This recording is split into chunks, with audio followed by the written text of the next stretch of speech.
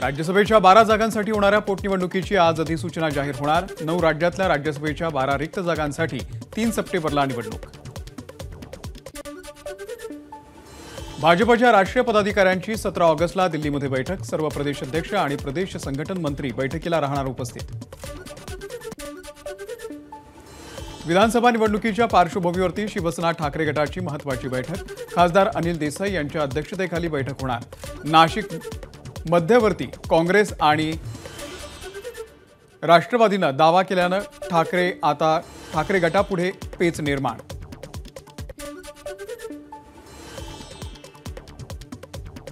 सुनेत्रा काकींना उमेदवारीचा निर्णय दादांचा नसेल याची खात्री होती। चूक म्हणत असाल तर प्रत्यक्षामध्ये दिल्लीतल्या गुजरात नेत्यांचा दबाव आहे। आमदार रोहित पवार यांचा अजित पवारांवरती हल्लाबोल। मराठा आरक्षणाच्या विरोधातील सर्व याचिकांवरती आज मुंबई उच्च न्यायालयाच्या पूर्णपीठाच्या पुढे सुनावणी। राज्य मागासवर्ग आयोगाने दिलेल्या अहवालावरती याचिकाकर्त्यांचा आक्षेप। मनसेचे अध्यक्ष राज ठाकरे एक आठवडा विदर्भाच्या दौऱ्यावर। दौऱ्याच्या दरम्यान सुरक्षेची विशेष काळजी घेण्यासाठी मनसेकडून नागपूर पोलीस आयुक्त रवींद्र सिंघल यांना निवेदन। निषेधाचे काही प्रकार घडल्यास जशास तसे उत्तर देऊ, मनसेचा इशारा।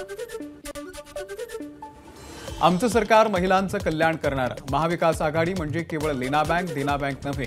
महाविकास आघाडी कधीच कुणाला काही दिले नाही। मुख्यमंत्री शिंदे यांचा महाविकास आघाडीवरती निशाणा। खालसा झालेल्या वर्ग 2च्या इनाम जमिनी वर्ग 1 होणार। मंत्रिमंडळ बैठकीमध्ये देवस्थानच्या जमिनींसंदर्भात मोठा निर्णय। लाखो लोकांना होणार लाभ। राज्यातल्या 6000 किलोमीटरच्या रस्त्यांचं डांबरीकरण नव्हे तर काँक्रिटीकरण करणार। 37,000 कोटींच्या सुधारित निधीला मंत्रिमंडळ बैठकीमध्ये मान्यता। विदर्भ आणि मराठवाड्यातील 19 जिल्ह्यांमध्ये दुग्ध विकासाला गती देणार। त्यासाठी 149 कोटींची मान्यता। मंत्रिमंडळाच्या बैठकीतला निर्णय।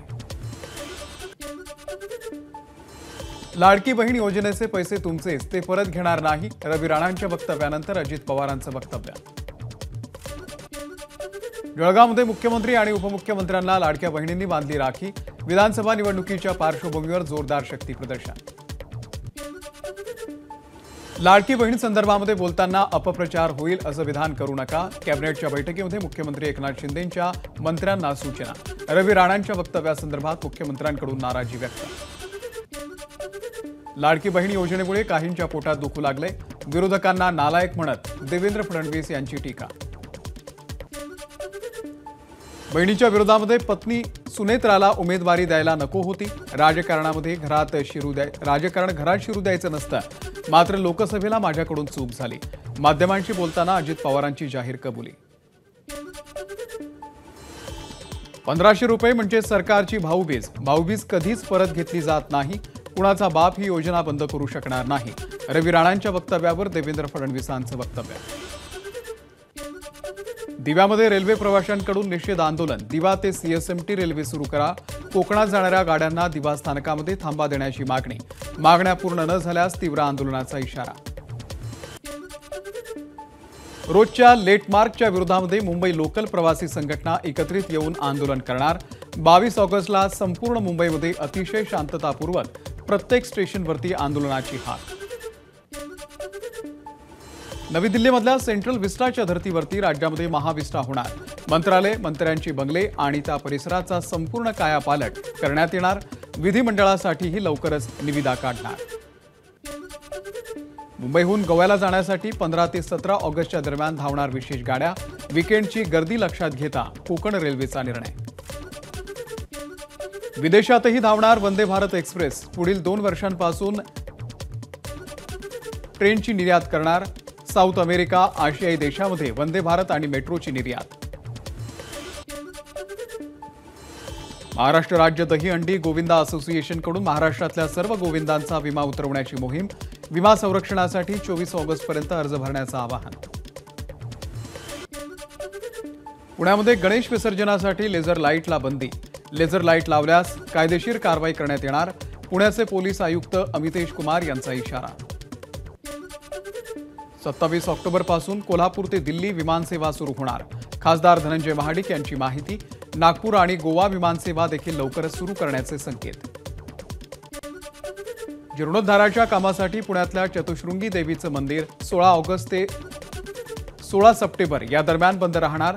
भाविकांनी सहकार्य करावं असं मंदिर प्रशासनाचं आवाहन. नंदुरबारमधल्या सातपुड्याच्या दुर्गम भागातील विविध विकास कामांचं आमदार केसी पाडवी आणि खासदार गोवाल पाडवी यांच्या हस्ते भूमिपूजन. यामध्ये रस्ते, नदी नाल्यांवरील छोटे पूल या कामांचाही समावेश. साखर आणि मिठाच्या भारतातल्या सर्व ब्रँड्समध्ये प्लास्टिकचे सूक्ष्म कण असल्याचं समोर. पर्यावरणाशी संबंधित संस्था टॉक्सिक्स लिंकच्या संशोधनामध्ये ही धक्कादायक बाब आढळून आली. यंदाच्या पावसाळ्यामध्ये राज्यामध्ये सरासरीपेक्षा 27% अधिक पाऊस. महिना अखेरीस पावसाचा जोर वाढण्याचा अंदाज. पावसाच्या विश्रांतीमुळे तापमानामध्ये वाढ. मुंबईमध्ये जाणवू लागला मे महिन्यासारखा उकाडा. महाराष्ट्रामधल्या 17 IPS अधिकाऱ्यांच्या बदल्या, 11 अपर पोलीस अधीक्षकांच्या बदल्या, तर 17 SP आणि ठाण्याच्या SPंची बदली थांबवण्यात आली.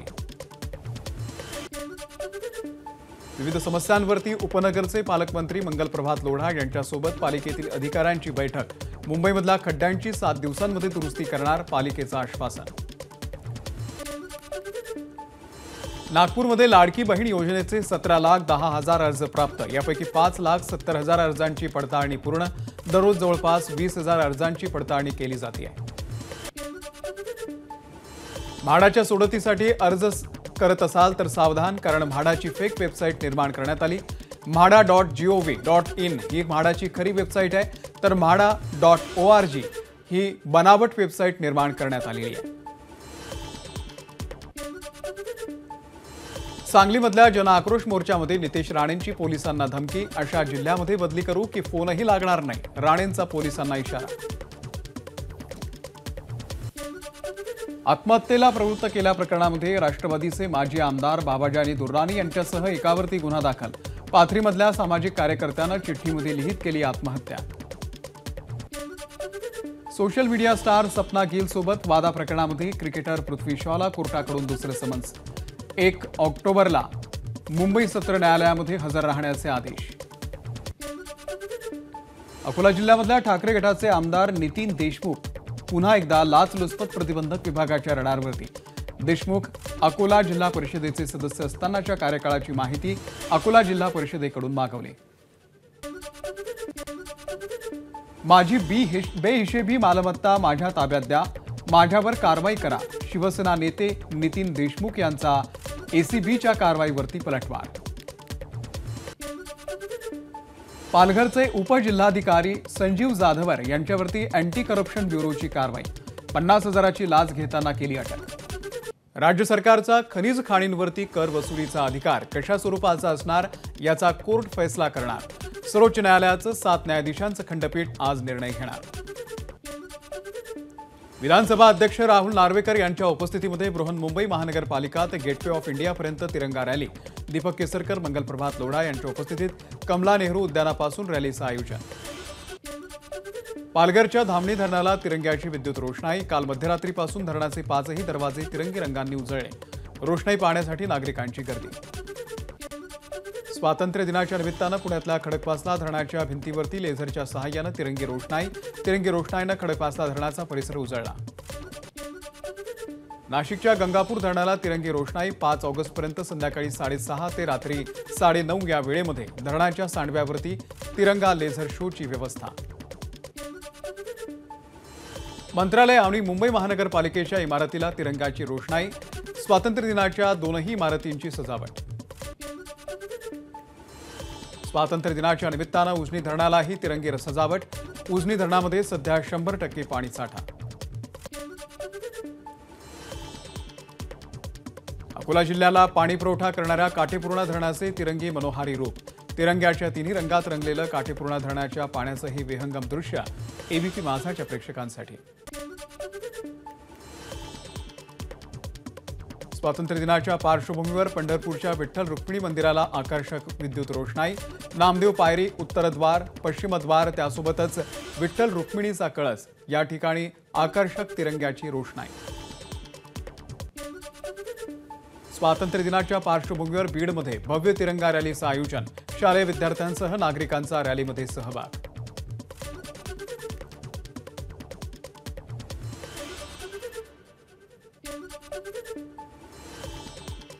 गोसीखुर्द प्रकल्पामधल्या प्रकल्पग्रस्त शासकीय नोकरीपासून राहणार वंचित. सरकारच्या 2015च्या शासन आदेशानुसार आरक्षणाचं प्रमाणपत्र रद्द, आरक्षणाचा सर्वांना लाभ द्या, अन्यथा तीव्र आंदोलन करू, प्रकल्पग्रस्तांचा इशारा. नांदेडचे खासदार वसंतराव चव्हाण यांच्या प्रकृतीमध्ये सुधारणा. हैदराबादमध्ये उपचार सुरू असल्यानं तेलंगणाचे मुख्यमंत्री रेवंत रेड्डी यांनी साधला डॉक्टरांशी संवाद. वसंतराव चव्हाण यांच्या प्रकृतीची घेतली माहिती. हिंगोलीच्या कारेगावमधील शेतकऱ्यांकडून 1 एकर शेतातील सोयाबीन उद्ध्वस्त. सोयाबीनला शेंगा लागत नसल्यानं शेतकरी सध्या संतप्त. बोगस बियाणांची चौकशी करून नुकसान भरपाई द्यावी, शेतकऱ्याची मागणी. वर्सोवा समुद्रकिनारी झोपलेल्या दोघांना आलिशान कारनं चिरडलं. अपघातामध्ये एकाचा मृत्यू तर 1 जण जखमी. कार चालकाच्या विरोधात मनुष्यवधाचा गुन्हा दाखल, दोघांना अटक. सांगलीच्या पलूस तालुक्यातल्या अनेक गावांमध्ये चोरांच्या भीतीनं ग्रामस्थांकडून गस्त.